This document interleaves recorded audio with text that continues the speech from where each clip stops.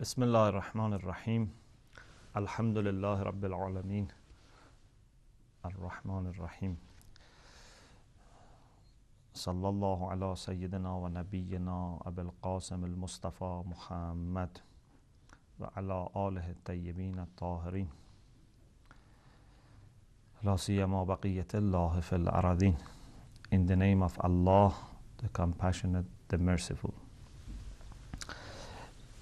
This is lesson 12 of the book Philosophical Instructions, and it is our 15th session that we have been studying the book Philosophical Instructions. This lesson is about the principles of epistemology and that they are self-evident and they do not need to be proved. There are several issues, several problems that are studied in this lesson. First of all, the author begins with a description of the way philosophy needs epistemology.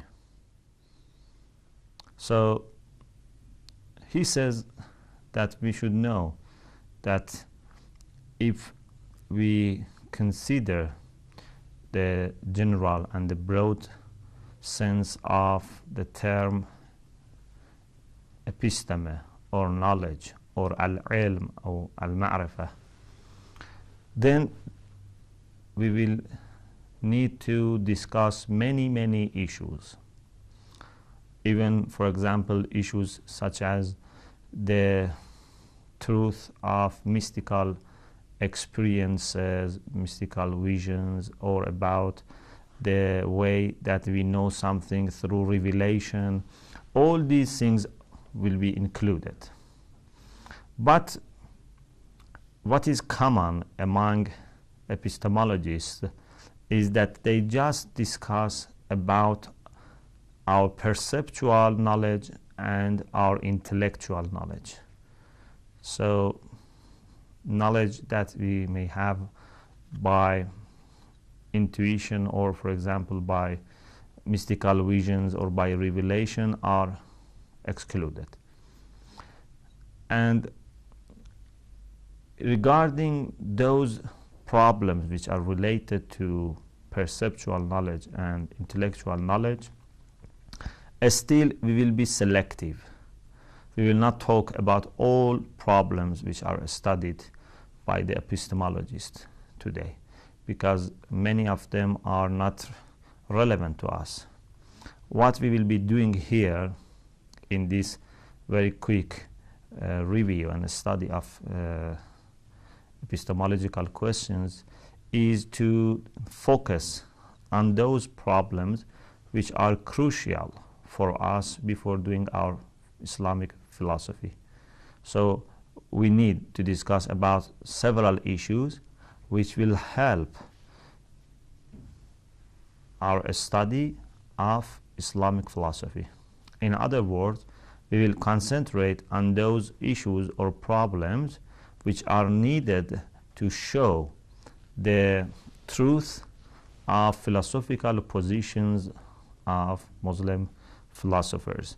So those which are needed for metaphysics or for theology and, in a sense, for moral philosophy and philosophical psychology, these will be relevant to us.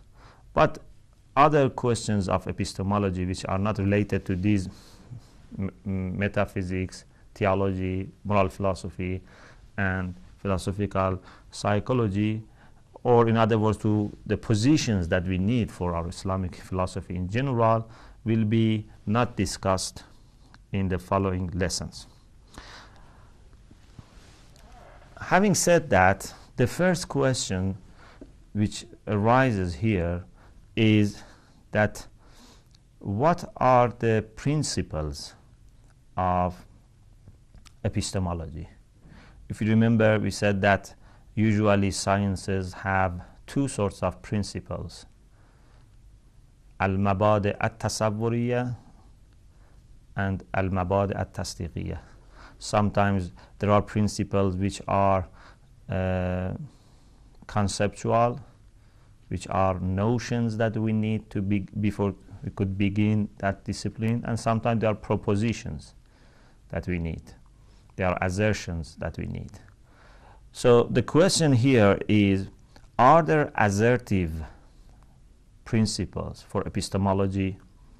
And if there are, where are they proved?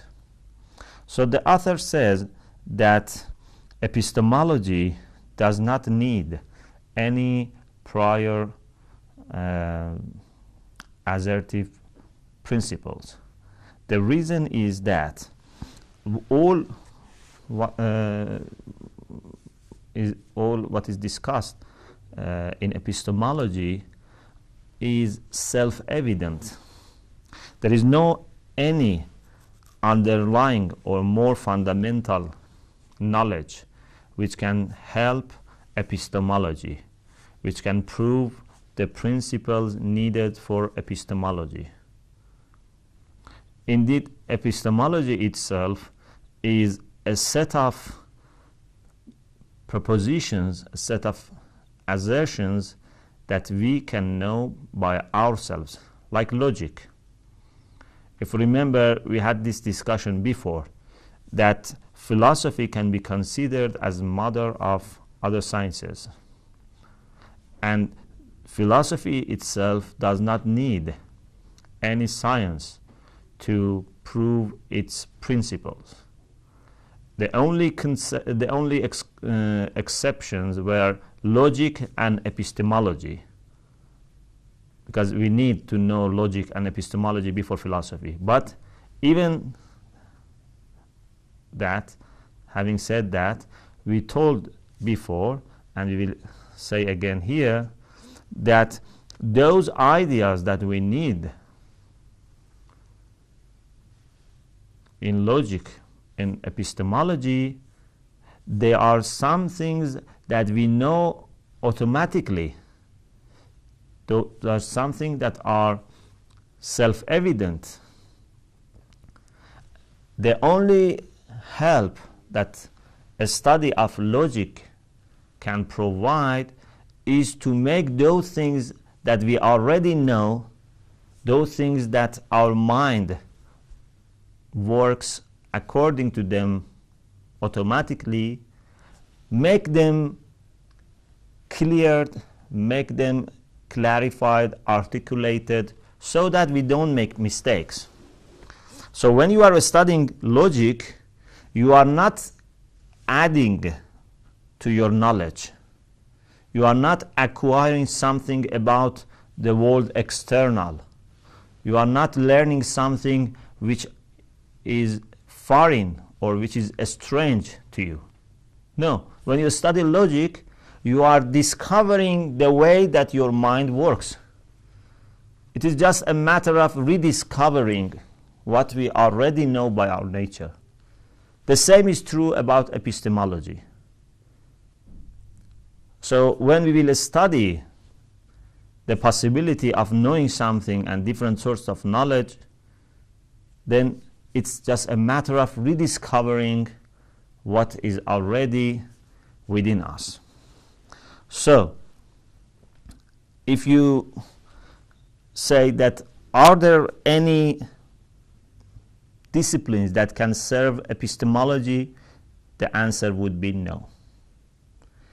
If you say, is epistemology serving philosophy in arguing, in proving, in demonstrating the principles which are needed for philosophy, again the answer is no.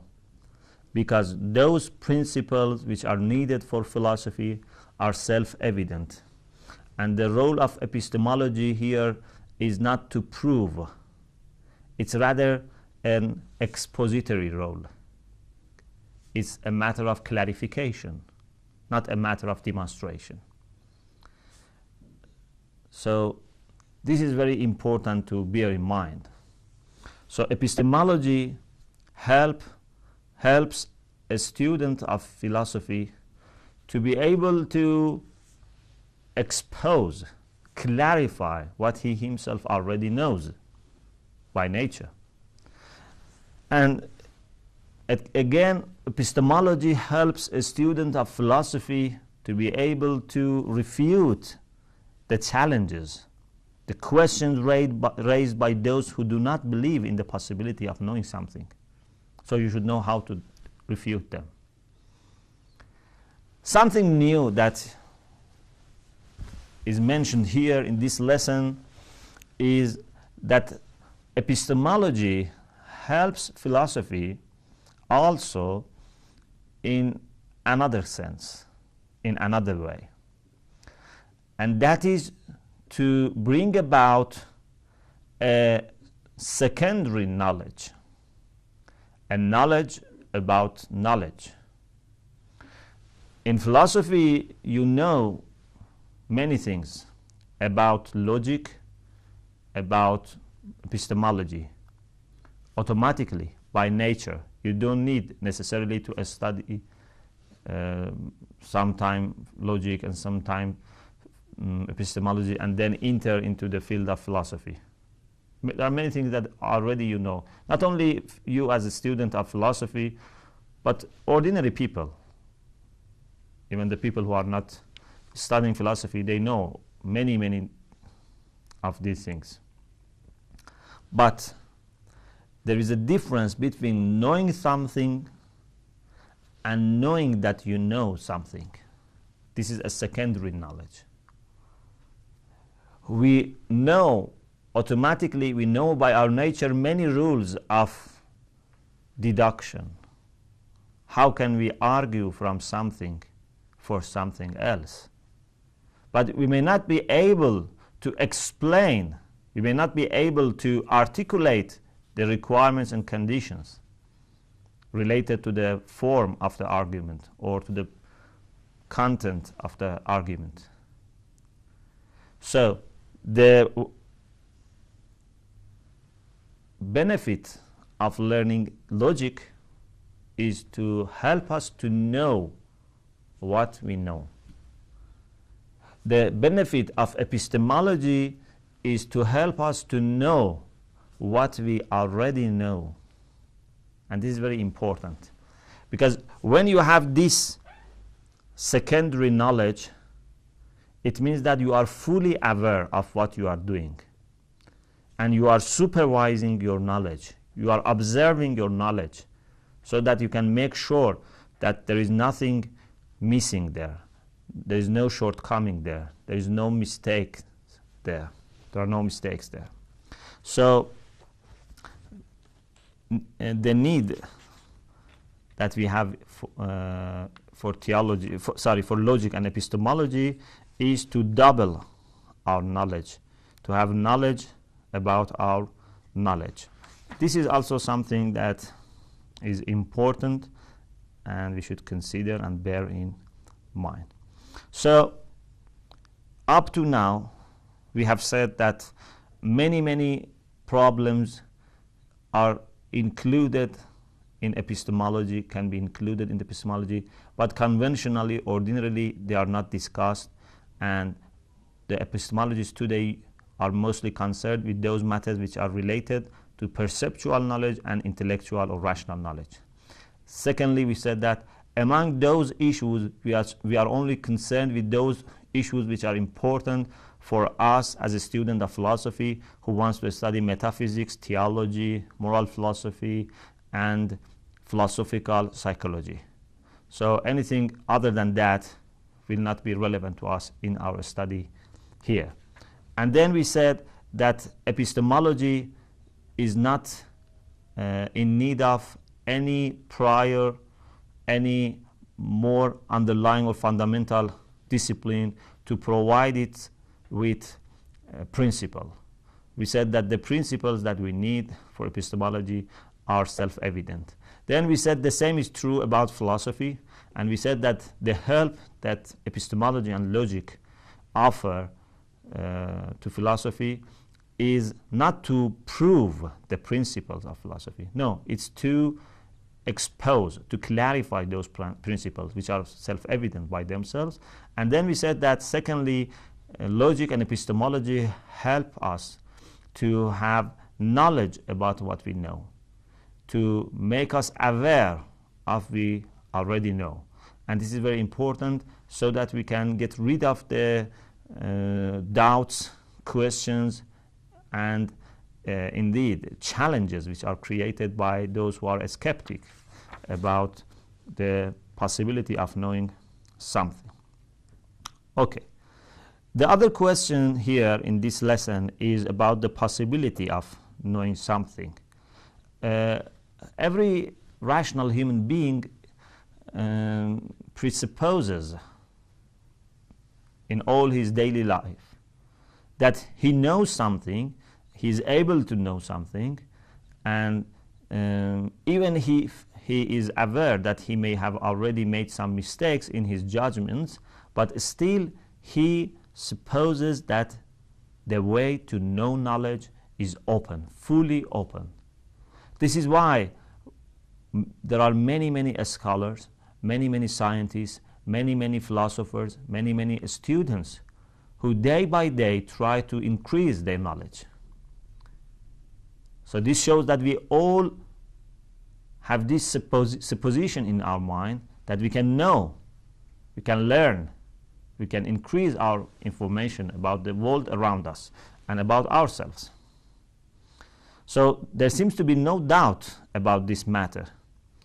But during the human history, the history of mankind, there have been periods, there have been ages in which the waves of skepticism have come into the scene, and there have been people who have expressed their doubts even about the possibility of knowledge. Of course, these people in their ordinary life, in their activities, they were not skeptics. They were acting like other people. If they wanted to know the news, they were listening to radio, or they were reading, for example, newspapers and magazines. If they wanted to increase their knowledge about their field of study, they were going to libraries and take the books and read them. So they were thinking that there is a possibility of knowing something. They were arguing with their counterparts, with their colleagues, opponents or proponents. So this shows that they had this idea in their mind that we can know something, we can convince each other, we can defend our positions, and we can refute wrong positions of others, or we can discover that our own position is mistaken. But in theory, they were saying that we are skeptics about the possibility of knowing something. For example, a very famous statement is made by one of the early Sufis, and he said that there is nothing outside, there is nothing around us, and if there were something, we couldn't know that, and if we could know that, we couldn't explain it to others and let others know. So 3 steps of skepticism. First of all, an ontological skepticism, doubt about realities, doubt about the things that exist outside. So he said there is nothing outside us, we don't know. Secondly, epistemological skepticism. If there are some things, we cannot know them.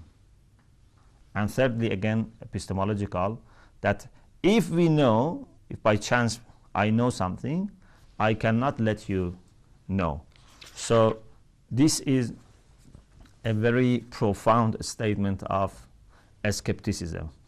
But whether this person or other people like him really were committed to this, it's very dubious. And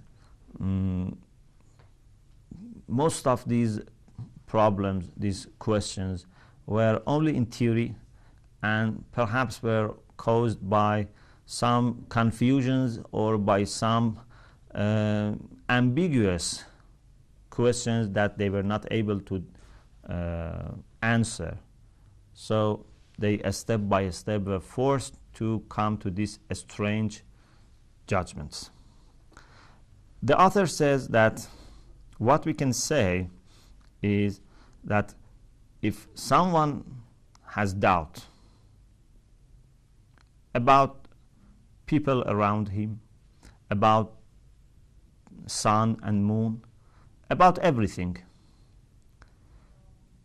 this person who doubts cannot have doubt about himself, about his own faculties, his own feelings, and indeed about his own doubt. You may have doubt about everything, but can you have doubt about your doubt? So the fact that you have doubt is not dubious. This is something that you know for sure. If someone says that I have doubt about everything and I have doubt about my doubt, so I even do not know that I have doubt, so this person is someone who may be treated as an ill person, and there is no way to argue for this person, to argue and discuss with this person. So whoever is actively involved in philosophy, in arguing for philosophical positions, even if his position is a skepticism, it means that he accepts that he knows something, and more importantly, that there is a way to communicate and convince each other. This is very important. So the author says it's possible to accept that we may have some doubt about the world around us, whether they are really external, whether they really exist outside us, or that they are images in our mind, or that they are realities which are based upon our own imagination, upon our own existence.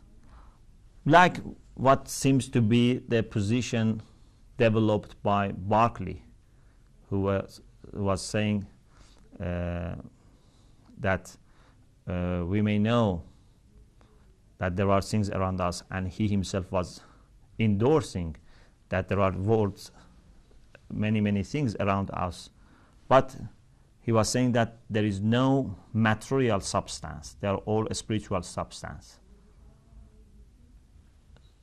The author says it's possible to accept that.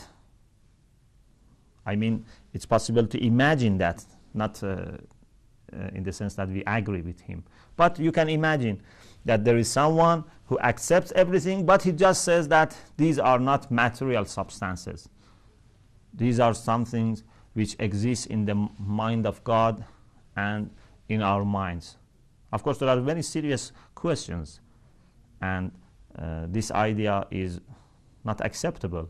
But indeed, this is much better than someone who says, I do not accept anything, I do not believe in the reality of anything, and even I do not believe in the reality of my doubt, and I do not believe in reality of myself. So those positions which are adopted by people like Berkeley are much better than positions of these people. Many skeptics have not been so odd. They have not been saying that we do not believe in the reality of our doubt. But if there is some person saying this person is someone who cannot be taken seriously in the philosophical world. This person is someone who must be treated as ill person. Okay.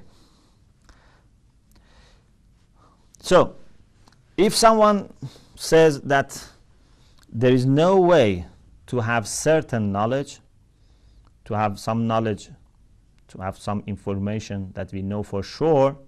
So we ask him, do you believe in what you say?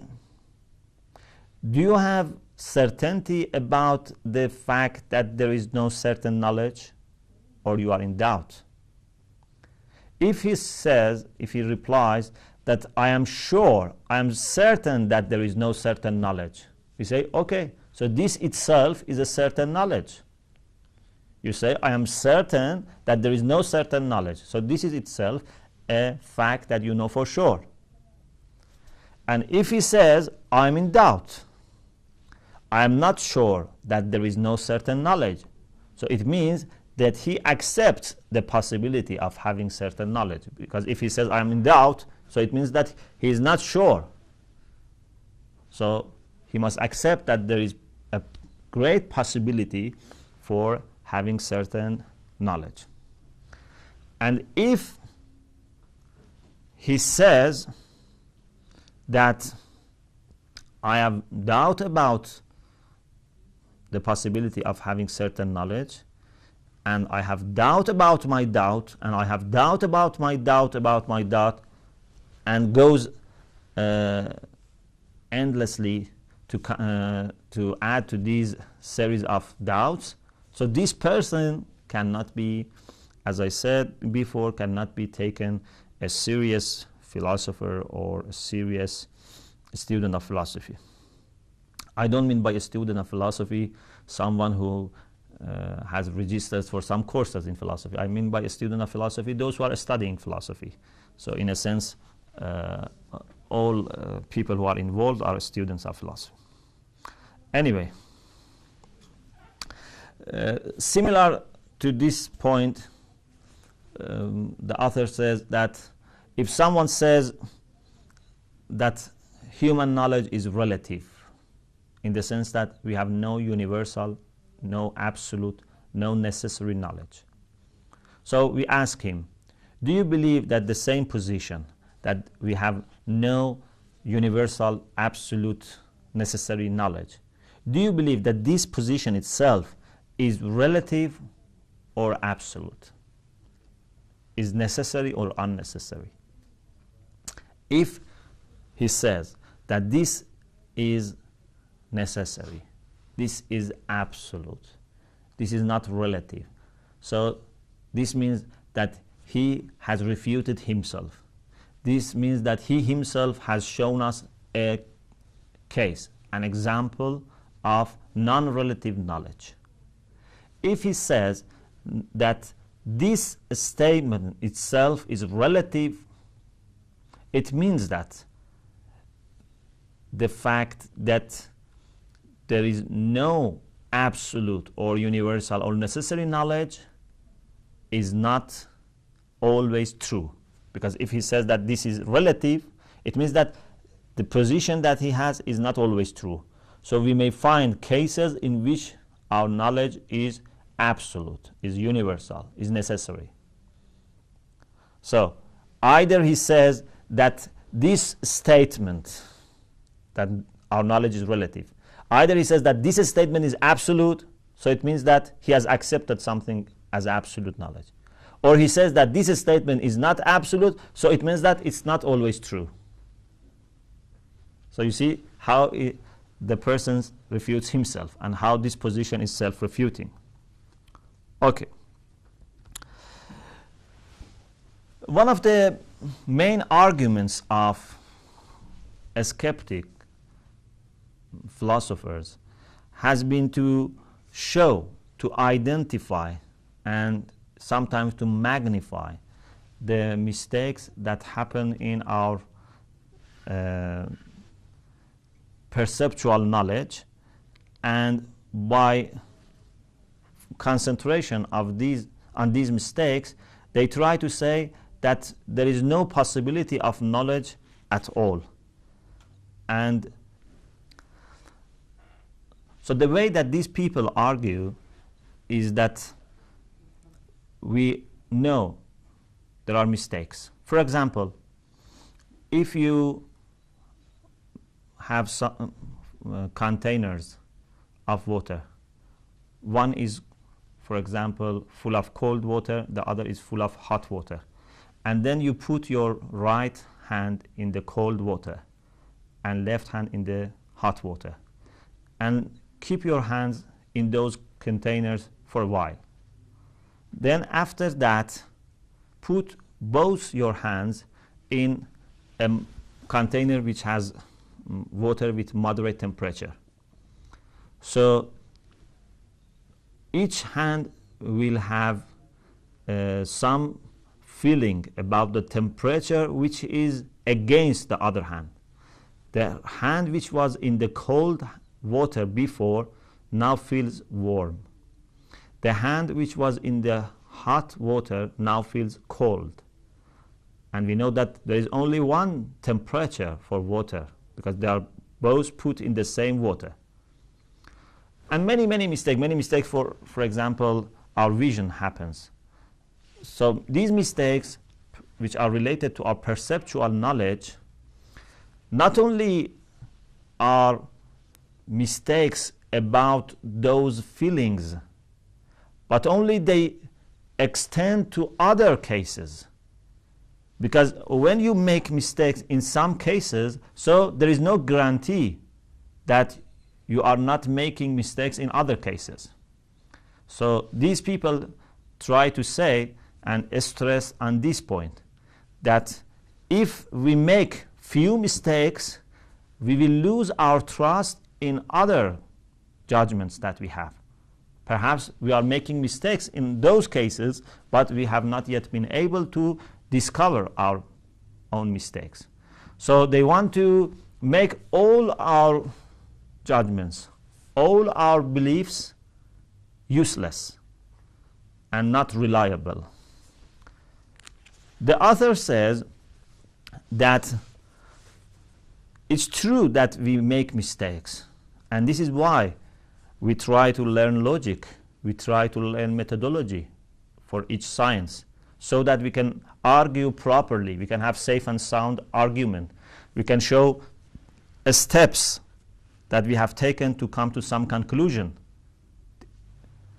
But no one, no scientist, no philosopher, no scholar, no serious student of any field of study has never said that because we have made some mistakes, so we must close up all our inquiries and investigations and studies.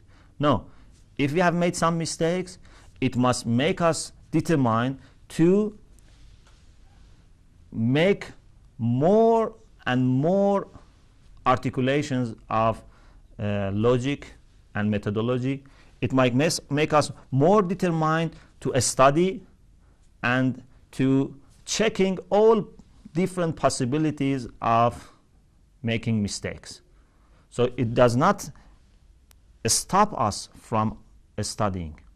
It should encourage us to do more studies. This is very important. So a philosopher who is faced with mistakes of some other philosophers should be encouraged to do more philosophical works, to take philosophy more seriously, so that he can get rid of those mistakes. So let's go back to the position of these people. So when they say that we have had some mistakes, and because of those mistakes we lose our trust in other judgments that we make, the author says that this means that first of all you have had some knowledge about the truth of your position. So you believe that skepticism is true, and this is refuting your own position that there is no way to know something. Secondly, when you say that we have been able to identify our mistakes, we know that we have had some mistakes. So again, this is a knowledge. Knowing that you have made mistakes by itself is a knowledge. So you have had some knowledge. So you accept that you have had some certain knowledge. Then you say that there have been some realities that we made mistakes in knowing those realities. For example, the temperature of water was the same, was moderate, but we had two conflicting feelings. So it means that you believed that there was a water and the water had the same temperature. So this is also some other realities that you have to accept. Or for example, when you say that I have made mistakes, or the person who does this has made mistakes, so this means that you have accepted that you are there, or the person who was making mistakes is there. So you have accepted the reality of people. And also, when you are arguing for your position, you say that we have had mistakes in our perceptual knowledge, so we lose our trust in our other knowledge. So this means that you believe in this argument and you believe in the possibility of arguing to convince other people. So this is also something that you know and you have taken as granted. And the other thing that you have taken as granted is the principle of contradiction. So you say these perceptual knowledge and information were not correct, were false. So you have accepted that if they were false, they couldn't be true. Because if they could be true, so why should we lose our trust? So they were false and necessarily not true. Why this necessity is there? It's because you believe, you know for sure that there is no way to have contradiction. So it means that you have already believed in the principle of contradiction. So even a simple position like this implies many sorts of human knowledge. So it's not really possible to find a person who has no knowledge, even no single knowledge. Inshallah, in the following lessons, we will continue our discussions about epistemology, and in the next lesson, lesson 13, we will talk about different sorts or different types of knowledge. وآخر دعوانا أن الحمد لله رب العالمين.